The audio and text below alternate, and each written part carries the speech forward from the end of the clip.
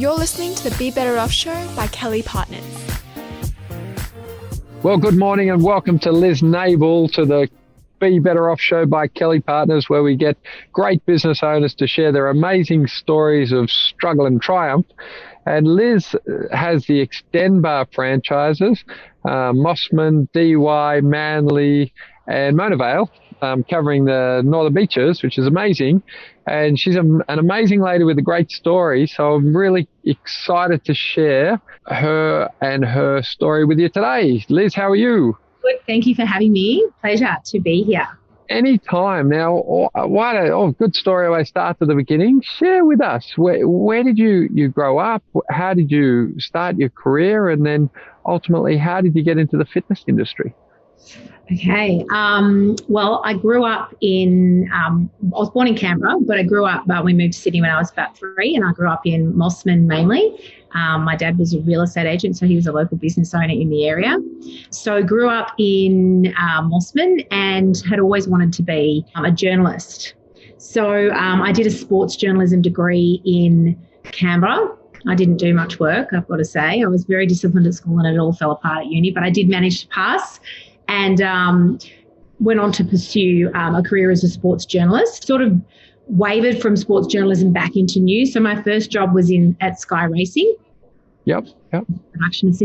Production and personal assistant. So I sort of got my foot in the door there, and then I went back to regional New South Wales. I moved to Wagga to work. My first job kind of on camera was at Prime News in Wagga, which no longer exists. I think they've all amalgamated to Canberra now, but back then there was an outpost in Wagga. So I did my first stint there, and then I came back to Sydney after that and did various different jobs. Went into 24-hour news at Sky News, and then worked as a freelance producer and reporter at 9 and Channel 10. Yeah.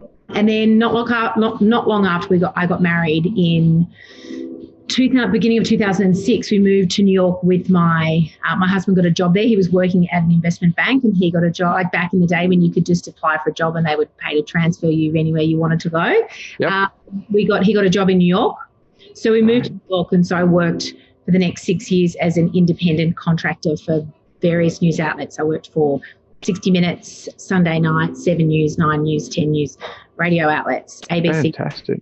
Yeah, so I worked as a freelance writer and journalist for quite a long time. So we had our first daughter there in 2009. And then in 2011, when I was pregnant with my son, we sort of decided to come home to Australia. It was a bit of a decision that we made on a whim, and ended up being quite serendipitous because we just left without any planning, which everyone told us not to do. And we sort of landed back in Australia in the depths of the financial crisis. So what do they call in Australia? They call it the global... The GFC, the global financial crisis. GFC, that when you came back to Australia, the GFC. So the global financial crisis was in full swing, and my husband just couldn't get a job. Like he was literally unemployable. There were 2 positions pretty much in his category in the country, and he got down to the final 2 in both of those and missed out on the job because he didn't have like a local client base. All his clients were based overseas. So we spent a year kind of knocking around trying to work out what to do, and he took kind of jobs here and there, including working as a labourer for a mate who was a builder. And we were really unsure like where to go to next. We'd talked about having our own business sort of pie in the sky for a while, but I guess you're never forced into those situations until your back's against the wall. And that's kind of what happened to us at the beginning of, by the time we'd been back about a year, the beginning of 2012, we knew we kind of had to do something and we didn't want to work for someone else anymore. So Xtend Barre was a brand. I hadn't done Xtend Barre before, but I'd done a bar workout and quite a few overseas after I'd had my daughter, Ruby, and had really good results with that. And had, from the first class that I had tried in New York, I had come home that night and said to my husband, I think this is such a great business idea. I think this would do really well in Australia. You couldn't get into classes at that point in New York. Class I could get, it was all packed. It was packed. I was going at 9 o'clock on a Friday night because that was the only class I could get into. And I kind of looked around and saw a lot of women like me who had discovered this new way of exercising, I guess. And I got really, really good results. I lost all my baby weight and was kind of fitter and stronger than I'd ever been. So I knew it was a great concept. So we kind of revisited that and a couple of different business ideas at the beginning of 2012. And we started to research if there were any franchises coming to Australia, because I didn't feel like I had enough knowledge of the workout to be able to create it myself. So I tried to see if there were other like-minded brands coming to Australia, and it happened to be that Xtend Barre was looking to come to Australia around that time. So that's kind of how it started. Great. And so the franchise, the Xtend Barre franchise, where was that founded? That was founded in Florida in the States by a woman called Andrea Rogers.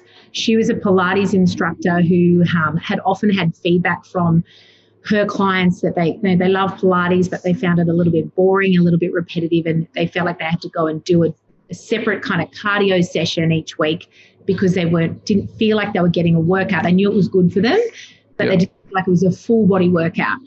So she started layering in some strength and conditioning exercises that she knew from her dance training from ballet, kind of recreate this Pilates into a more high intensity but low, so still low impact, but high intensity, to make it really challenging but really interesting and dynamic, so that you weren't doing the same class every time you came into the studio. Yeah, great. So you find her a bit of a meeting of the minds, makes sense. How did you, I always say to people, the hardest thing is to start. So how did you convince yourself that, you should start? I think I am very impulsive, and so is my husband, which is why we ended up. What's your star sign? Scorpio. Okay. Yesterday, so I'm in full swing at the moment. Happy birthday. I think I'm very impulsive, as is my husband. He's a Virgo, so I don't know if that's a Virgo trait, but I'm very much like, let's just do it. Like, I'm not an overthinker. I mean, I maybe overthink a little bit more now because I have experience in the ebbs and flows of business. But at the time I was like, stuff it, let's just do it. And I think a lot of people thought we were crazy. And I know no one said anything to our face, but now when we look back, we have had friends who have said to us, we were all going, what are they doing? They know nothing about, my husband did come from a fitness background. He'd been a professional footballer for a long time. But we didn't know anything about our own business. We didn't know anything about how to run a business, or, it was these exercises were out of his comfort zone too. So we really kind of jumped off the diving board into a very deep kind of ocean of having no idea what we were doing. But I think, again, in hindsight, looking back, I would never have done it if I knew what I knew now, because it's all those insecurities and failures that kind of make you fearful, and we weren't fearful. We were like, yeah, this will be fine. Let's just do it. Yeah. So sometimes not knowing is helpful. There's a great Steve Jobs quote. He says that, it's the crazy people that keep going that are successful, because a sane person wouldn't. So I'm that crazy person. Yeah. So which was the first location? Mossman was the first location. So I knew Mossman and I knew that territory, like I'd lived there all my life. So I knew that well. I didn't know about much else, but I knew that was the right market for this. So I was confident in that part of it. We basically approached our business banker and said, here's our business plan. Can we loan money, basically? And, it was interesting because he was a really young guy. He was only, maybe he was 25, maybe not even.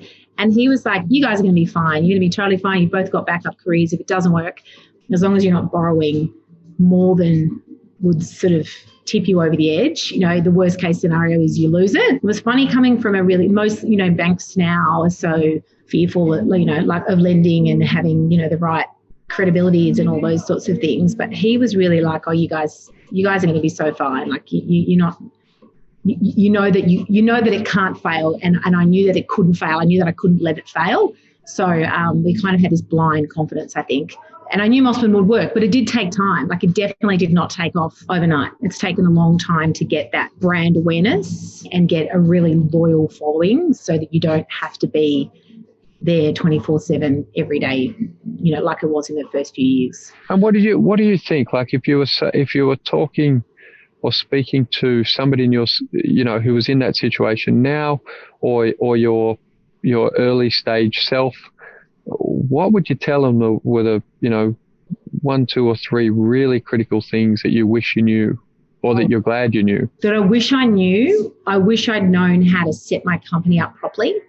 Yep. Because I don't think we got the right advice doing that. And so if you ever think of exiting or growing or separating things off, I've found that quite, and I guess that's ironic talking to you guys as an accounting firm, that I wish I'd had that advice, because I would have set it up. We would have set it up very differently. That's a learning. Another learning would be, it's probably all things that relate back to that kind of structure, like setting your business up for future proofing. Yeah. So, you hire people the right way. I feel like we should have hired employees instead of contractors, and all those sorts of things that give you peace of mind down the track and allow you to have some sort of exit plan is what I wish we'd known, so that we could have built our business with that plan in mind, rather than do it a little ad hoc, which is what we've done. We've just kind of gone, the business is booming, let's go and get another territory, which has worked, which is, it's done really well. But if I was to really fine tune it, I probably would have set it up differently from the beginning. And do you think, it's interesting because of the business we're in, often if you've got an early stage person, entrepreneur, startup, they're not that interested in getting that advice. They think that the time and money and effort up front isn't worth it because of what, not knowing what they don't know. Yeah. And that's why I think this show is really helpful, because if people can hear from somebody that's walked the path, that, taking a deep breath, maybe staying up an extra hour one night with your accountant and getting this stuff thought through is actually really valuable. Absolutely. And I think COVID has really fast-tracked that for us, to have a deep dive into our business and say what's working and what's not working. Yeah. It's been complicated to work out because of what we did wrong. And, my husband's in finance, like he's not stupid. But obviously accounting is a very different discipline to investment banking. But even he was like, oh no, I think it's going to be good the way we've done it. And I really wish we'd had someone go, okay, think about the end goal. Like, what's your end game here? How complicated is that going to be if you bunch all your companies together? How complicated is it going to be if business doesn't do well, which is what has happened to us. So It's those intricacies I wish I'd known. And it definitely wouldn't have been a problem-free journey, but I think it would have been more peace of mind for us going forward. Yeah, very interesting. So for our listeners, there's, anyone who knows me well knows that I love to learn from people who, and are dead or alive, or books or videos or anything.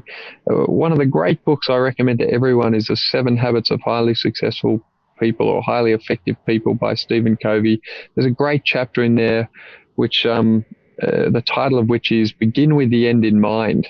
And so few people begin with the end in mind. It's such a great principle. You can genuinely hear you can't always know what the ultimate vision is of a situation, but you can push yourself to make better decisions, to say, well, where do we want to be in 10 years' time? If this thing works as well as it could work, what are our goals? Can we write them down? And how do we work back?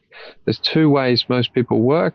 People are either deductive, what's the end goal, and work back, or inductive, sort of work through it. I'm a real deductive, which is helpful because just muddling away through is often really quite painful and not as effective as it otherwise would be. But I think what's really interesting is starting.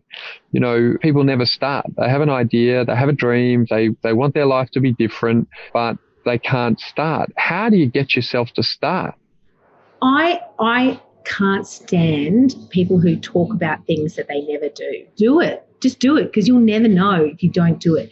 As long as it's not reckless and you're going to make your family homeless, or it doesn't. You don't have to start it and invest your life savings. Yep. But you need to start. And I'm a pretty direct communicator, so I've been told. And I often were like, I can't even have this conversation with you anymore unless you make steps to make that happen, because talk is not the same as doing it. It's the same as an idea in your head. A lot of people who are like, for example, the Uber concept. Oh, I thought of that idea years ago. That's not a new idea, but you didn't do it. Yeah, it's all about execution. Yeah, so I think it's really about just starting. And I know that sounds very simplistic, but it's starting in any way. It could be starting as a side hustle. and testing it out to see how it goes and, managing it that way. It could be starting it out, starting out at the markets, or starting out as a PT if you're in the fitness industry on the weekends, or you need to just start to see where it takes you. And sometimes it doesn't work. And that's painful because failure is, no one likes to fail. So, but I think you're better to start and see where it takes you, and to let that idea evolve and take it on. Sometimes you start an idea and you think there's a market for it, and you might pivot a little bit, as have so many amazing startup stories.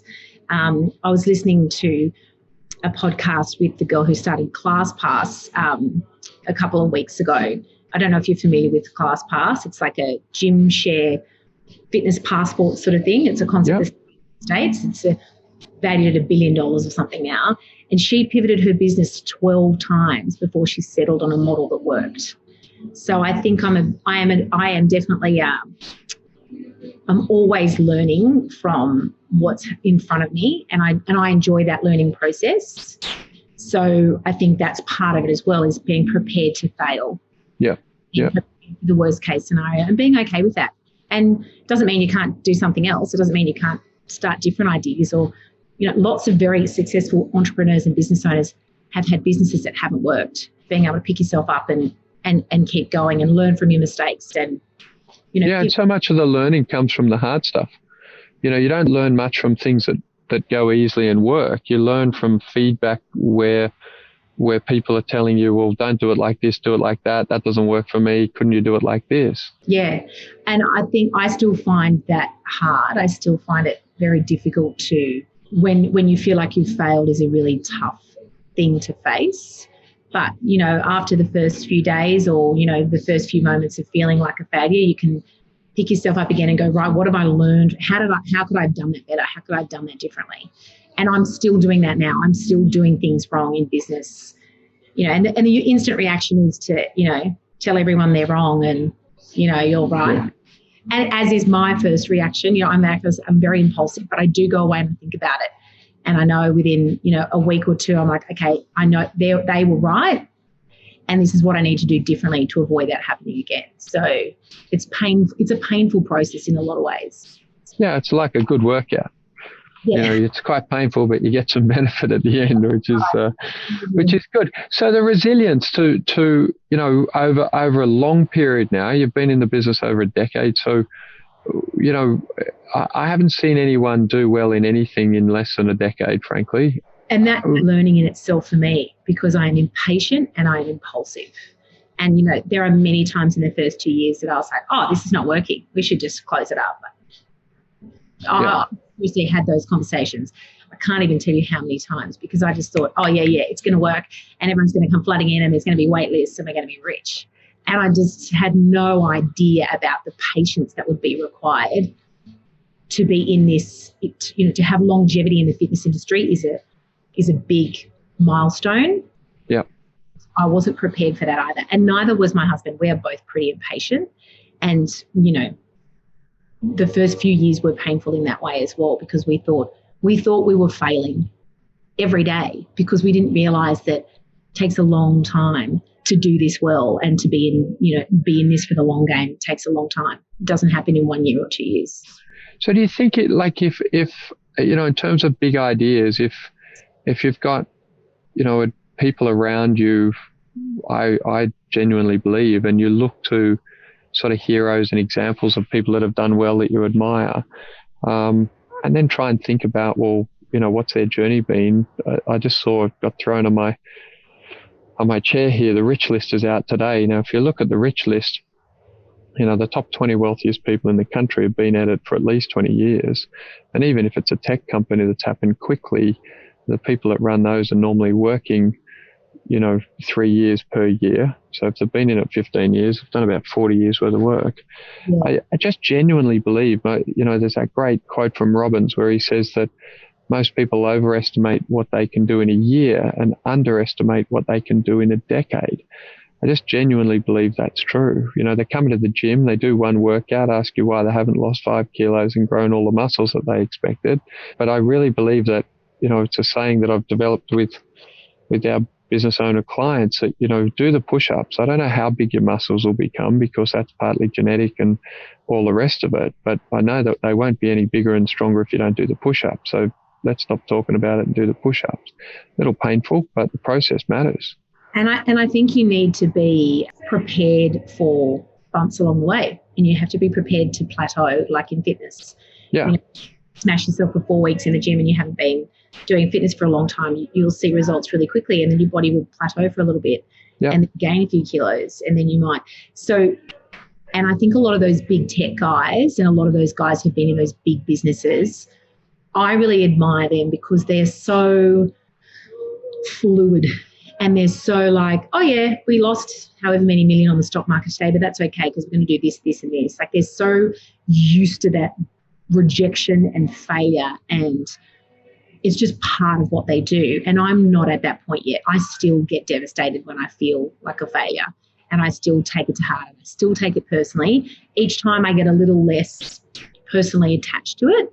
But those guys in those industries for that period of time, they understand the ebbs and flows. And I think that's part of the reason why they're so successful, is because they're cool with that. They know that that's just part of the game. Part of the process. A bit like injury.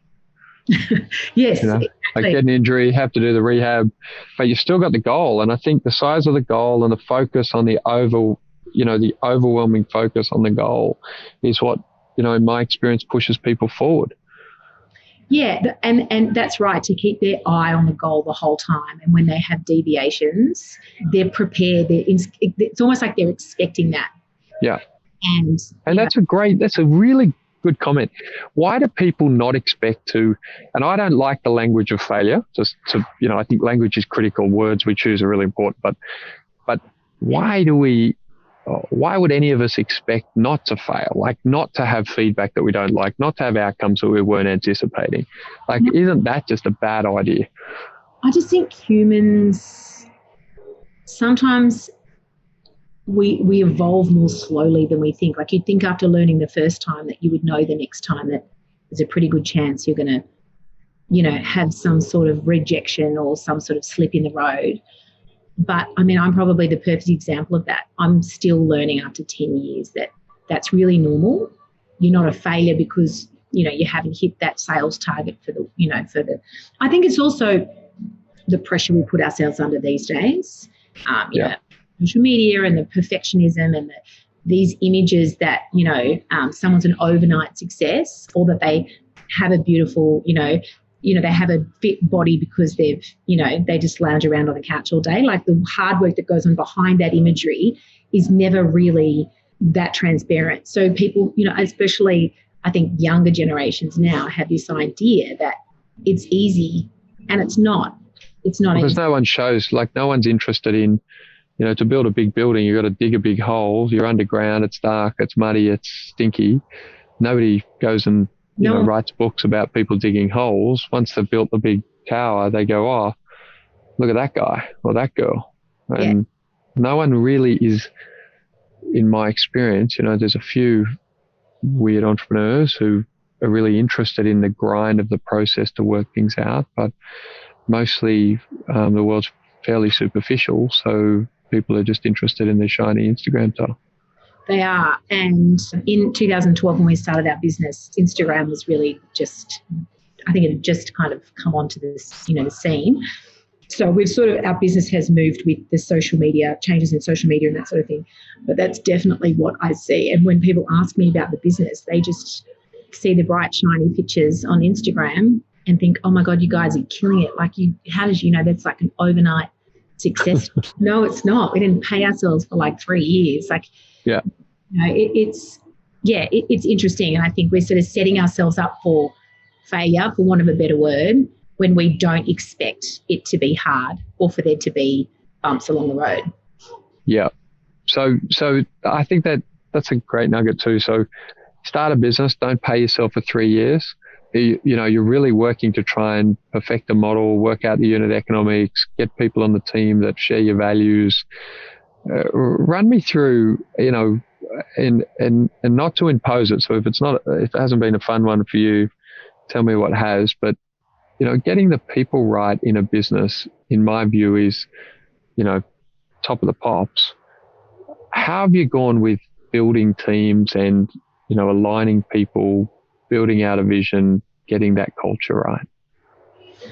It's a very pertinent question, I think, because COVID has had a big impact on team culture, I think probably in general over a lot of businesses, and, people's morale is down right now. And so we've been having conversations about this within our business only just this week. At the way our business is structured, we have a lot of our staff are contractors. So that has its pros and cons with trying to build a team culture, because a contractor essentially works for themselves.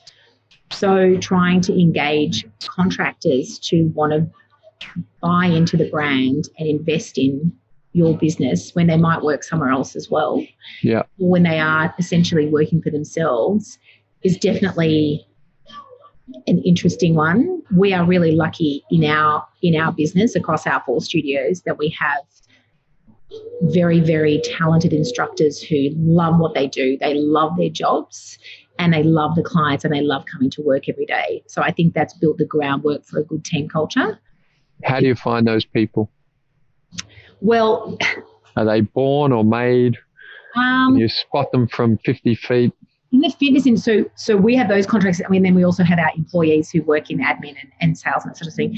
But with the contractors specifically, they're often, very creative, because we're, the foundations of what we do is based in ballet and Pilates. So a lot of them come from a dance background, Pilates background, or a fitness background, or they're just passionate about Xtend Barre. They might be clients who love the workout so much they'll go and do our training program and become instructors. So we don't employ anyone who's not passionate about the workout. I can't force anyone to be passionate. I can teach them how to be a good teacher, but I can't force them to love what they do. So that's the first kind of port of call. So it does make it difficult to find staff, though, because we're looking for a very, very specific skill set. Someone who loves the brand, someone who understands how to deal with people, someone who can be happy at 6 o'clock in the morning and motivate people to want to work out. So once we have good instructors, it takes a long time to become certified as an instructor as well. So definitely don't want to spend a lot of time getting someone ready to be on the schedule and for that not to work out. So we're trying to keep those instructors engaged by, giving them the hours of work they want to do, the times of days they want to do, being involved in team events or bonding sessions and that sort of thing, giving them continuing education. So each year they all need to complete a certain number of hours of continuing education so they continue to learn in their jobs and grow. Yep. Some of that now is online as well as face-to-face, and communicating, which sometimes I could do better with. I definitely feel like I could be a better communicator sometimes, but also having them communicate with me, encouraging them to keep those lines of communication open, even when they are a contractor. And I know there's things about the business that aren't their concern. My concerns for the business is very different to someone who's teaching a workout. Having them understand that there's things going on behind the scenes that help the business grow like a good business should, and how they fit into that equation. And that everyone's on the same team. It all works together. It's not us and them. And, COVID's definitely tested that culture in our teams, but we're on the path to get back there where we should be, because we've always had a really, really good team culture. And we've tried to have fun when we can have fun, like, team get-togethers and all that sort of stuff. The instructors haven't actually been the hardest part of the business, because most of those girls come to us because they already love Because they love it. What's been the hardest part? Sales and admin staff. Yeah. Very difficult because, sales is a tough job. And in the fitness industry, it's kind of relentless. You've got to have a lot of energy and, you're on the phone a lot with, 40, 50 calls every day, and trying to help people find a niche in the fitness industry that they want to be a part of. So right now... And where have your best people come from? Well, interestingly enough, we really struggled. So we only really brought on... I felt we were only big enough to bring on employees in the last, say, 2.5 years. Yep. So we've definitely had some doozies along the way, and I've learned how to employ people. And that includes my employment process. I would employ people so differently now than when in the beginning I'd employ someone because I liked them. Yeah. And, they seemed like a nice person in the interview, whereas now it's very different process to that. We have, interestingly, during COVID, had a lot of people apply for sales positions with us who are from industries that have been really affected. So we've got a girl at the moment who's come to us from Virgin Airways, who's cabin crew and is far and away the best salesperson we've ever had, and she's never sold before. She's got great customer service. She's got a great attitude. She's energetic. She understands the team. So I probably wouldn't have employed someone like her 2 years ago because she didn't have sales experience. Yeah. I now see that there are other benchmarks to that process that I should be putting more emphasis on, because I can teach someone how to sell. Yeah. I can teach them to have a good attitude. Yeah, you can't put self-motivation or self-discipline into people. You can't put a kindness towards other people or a willingness to work as part of a team. So if you can find that, you can train other things. Yeah. So, so that's sort of been a process as well, as learning for me how to, what to look for when I'm employing people in different parts of the business and how to do that more efficiently. Yeah. And you write it down? Have you systemized it? Have you tried to, make those notes and make it into a repeatable process? Yeah, we actually have. Yeah. And because we're a franchise, we work with our head office on that. We are at the moment, we're not now, but we were from up until a couple of months ago, the only multi-unit franchisee in the country. Yep. So everybody else were just single unit owners. And so we've worked with the franchisor because there were things that I needed from them that is different for me trying to manage 4 studios as opposed to me being in one studio all day, every day. One of that was employing people. And so I've asked for them to help me in that process because I obviously got it wrong for, a year or 18 months. I couldn't get the right people in those positions. So we've tried to fine tune that process so we know exactly what we're looking for now. Yeah, that's very cool. Now, in terms of your goals, when you started, what were your goals and how have they changed as you've progressed? I think my goal, again, naively, I was like, like the bigger the better. Like, let's just keep buying studios and growing. Yep. And I had this wide-eyed view about how that would look. I think now, like kind of 10 years into it, I've probably changed in that I would, in my next business, if and when I do that, I would probably go for something where I'm less tied to a bricks and mortar setup and more to my own, somewhere where I'm not managing as many staff and not having to deal with big leases and big, overheads.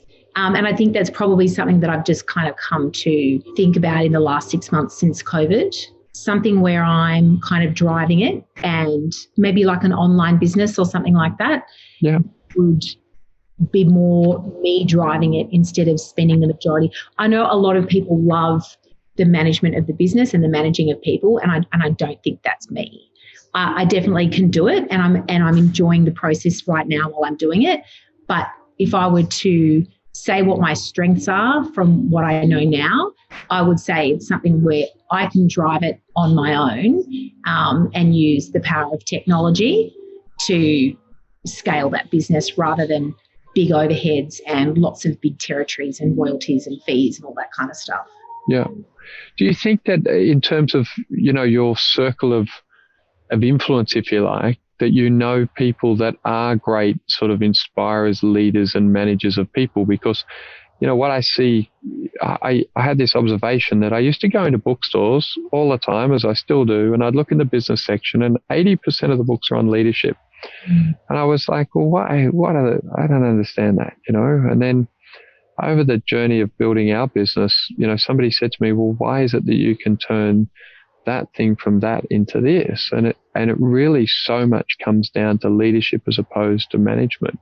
And so, the observation I've had is a lot of people are concluding that they don't enjoy managing people, that it's difficult or whatnot. But when they look, I always say to them, if you take the last 10 years and say, how much time did you spend learning about that? And do you know anyone that's good at it? And do you spend any time with them? And the answer is normally no, no, and no. But it just seems to be really quite common, like that people think that the people bit is difficult. And I don't know why. Do you enjoy managing people? I just like people. Yeah. I'm definitely a people person. Yeah. I definitely think I am a leader. But I think, like you say, there's a big difference between managing people on a day-to-day basis and leading them. I think it would be a different path in the business for me to choose. I would rather have someone else managing people on a day-to-day basis than I don't think that's my strength. But I wouldn't, like I said, I still think I'm a leader. I'm still, always learning about how to do those things better. As part of growing the business, I've done some programs through like companies like Business Chicks. I've got like quite a few female business mentors who I work with on this subject specifically. Yeah. But I think my joy doesn't come in managing people. My joy comes in ideas and execution and strategy and that part of the business. Yeah, it's really interesting because I think what you've found there is that if you get people that are with your instructors, if you've got people that love what they do, they're self-motivated, they're largely self-directed, and then you don't need to manage them because you've got a bunch of grown-ups and they'll do their own managing, which is really interesting. But that it is, I think, the topic that of all, the topics that business owners think about the most and spend the most time chewing over. It's the people piece, but I'm not sure that as much training and development goes in there as into the technical side of, what is the workout, or in our case, I always say, it's the people, not the forms in our business, but most firms spend a lot of time on forms and not a lot of time on people. It's really, really interesting. So as you look forward, having, now with the 4 sites and with, a big following of clients that are happy and like what they're doing, do you see the relevance of the workout in itself and the difference that it's making to people growing, and does it excite you to see the impact, I guess? Because for me, it's really the impact on the underlying people, the people in our business, the people in our client base, that, seeing them have achieved their goals is what's exciting. Can you see that happening? And is there a way that you think that takes you forward with some energy and into the future? Definitely. I mean, Xtend Barre is all about the people and the community, and that's what our members and our clients love, is that they come, they've discovered this workout that for many of them who don't like big gyms or have never exercised in their life before, they might have an injury or they might be having a baby or lots of different reasons why they come to work out.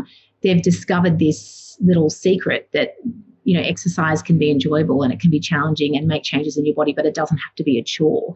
And that's what I love about Xtend Barre, is that we've found we're the solution for so many women and men. It is majority women, but for men too, where they can come because they want to, not because they have to, not because they've bought a gym membership that they're locked into and they don't really like it and it's a chore, and they're really just coming because they know they have to do it because it's good for them. Any of our members, if you ask them at any point, like, do you come because you have to or because you want to? They're like, I love it. I just love it. I love the way it makes me feel. I love the changes it's made to my body.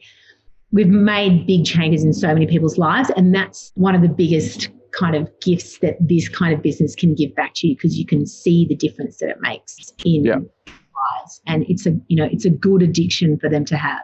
And they tell you every day, and the instructors love seeing those results too. And we're often the people that people first tell when they get pregnant or big things happen in their life. Like, we're sharing this kind of journey with them.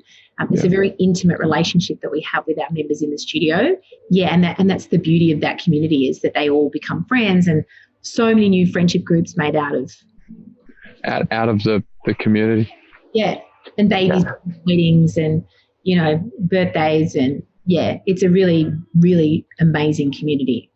So, guys, for all our listeners, it's been so nice to spend some time with Liz and hear about the Xtend Barre business. I'm sure many of you are out there and have seen the studios. I want to recommend the studios to you, and Liz, in terms of what she's doing and building. It's quite clear that in business, the ultimate reward is the difference that those businesses make in people's lives, and that we get into business, not for ourselves, but for the difference that they can make. And this is a great example of that. So I really want to thank you, Liz, for your time today. I hope you found it interesting, and I'm sure our listeners have. And as we're saying to people, we genuinely believe at Kelly+Partners, there's no point being wealthy if you ain't healthy and you're not wise. So for us, it's all about healthy, wealthy and wise, and that's what Be Better Off means. Thanks so much, Liz. Thank you for having me. Hey, have a great day. You too. Thanks for listening to the Be Better Off Show. If you enjoyed this episode, don't forget to rate and review on Apple Podcasts.